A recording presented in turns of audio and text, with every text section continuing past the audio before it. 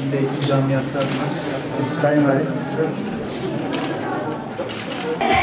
Devreler, birden çıkan akındır, seri bağlı devreler. Birden çıkan akındır, seri bağlı devreler.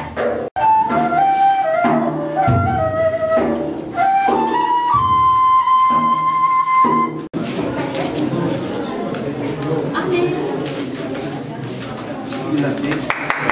Ne var gençler burada? Ne anlatacaksınız?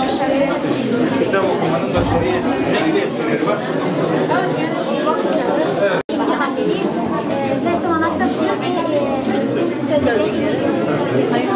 Burayı tam anlamadım. Bir daha anlatın ya. Tam ne anlıyor? Bilgi dersinde daha kolaylık sağlamak için daha kalıcı ve daha eğlenceli olması. Resimli olarak şey yapıyorsunuz. Ha.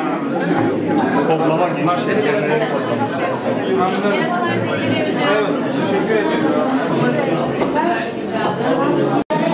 Peki soru, biz dirençleri LDR'lerde niye kullanıyorduk? Yoksa sıfır ya da bir işaret onları yaparsa sıfırdan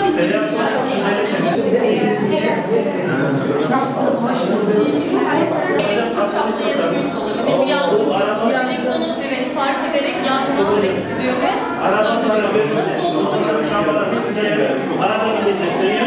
Şurada da hareket sensörü var. Hareket gördüğü de tasarruf. Evet.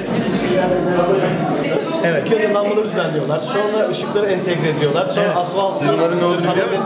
Evet. Işıklandırmayı yapmaya. Ne hocam ben? Peki. Yok.